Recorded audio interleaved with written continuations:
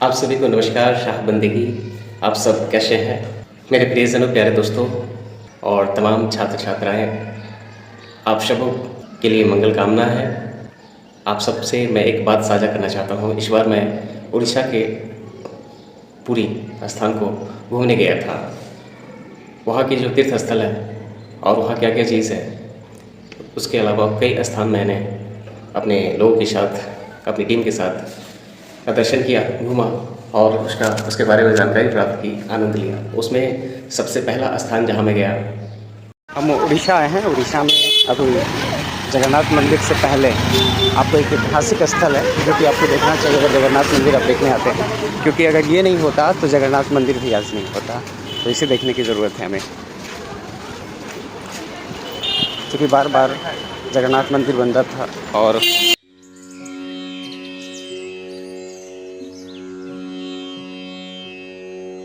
उड़ीसा की जगन्नाथपुरी के स्वर्ग द्वार क्षेत्र में समुद्र के किनारे स्थित कबीर चौरा मठ में श्री सद्गुरु कबीर साहिब की यह आशा बाड़ी स्थापित है। इसी स्थान पर बैठकर श्री सद्गुरु कबीर साहिब ने इसी आशा बाड़ी को गाड़कर जगन्नाथ मंदिर को बार बार बहाने वाले समुद्र को रोका था। त्रेता युग में भगवान श्री राम के द्वारा समुद्र पर बांधे गए सेतुबंध का बदला लेने को उदयत समुद्र द्वापर युग के अंत और कलयुग के प्रारंभ में बने इस जगन्नाथ मंदिर को बनते ही ढा देता था। तब सद्गुरु कबीर साहिब ने हार मान चुके उड़ीसा के राजा इंद्रदमन को दर्शन देकर विश्वास दिलाया था कि तुम एक बार फिर मंदिर का निर्माण कराओ और अब यह समुद्र इसे नहीं बहाएगा। सद्गुरु की बात मानकर राजा ने फिर से मंदिर बनवाया और मंदिर बनते ही समुद्र भी फिर से लहरों के साथ उठा।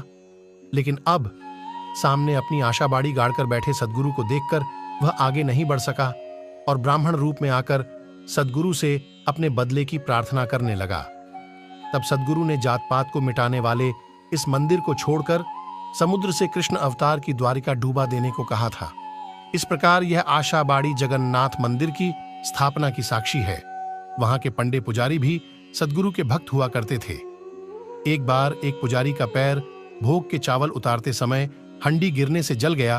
तब पुकार करते ही सद्गुरु ने वहां अविलंब प्रकट होकर उसके पैरों की जलन जल ढार कर शांत की थी। उस समय सद्गुरु कबीर साहिब काशी नरेश बीर सिंह बघेल के राज दरबार में उनके ही सिंहासन पर विराजमान होकर उपदेश कर रहे थे। इस दौरान अचानक सद्गुरु के द्वारा अपने पैरों पर कमंडल का जल छोड़े जाने पर कौतूहलवश राजा ने कारण पूछा।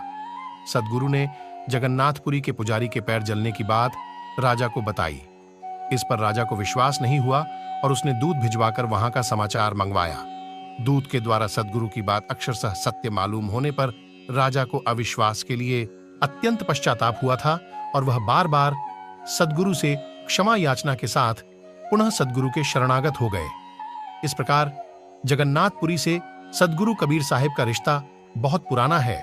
श्री कबीर आशाबाड़ी जगन्नाथपुरी की यह स्थल अभी वर्तमान में वंशगद्दी दामाखेड़ा के संरक्षण में है। आप सभी को सप्रेम साहिब बंदगी साहिब वीडियो को लाइक और शेयर जरूर करें।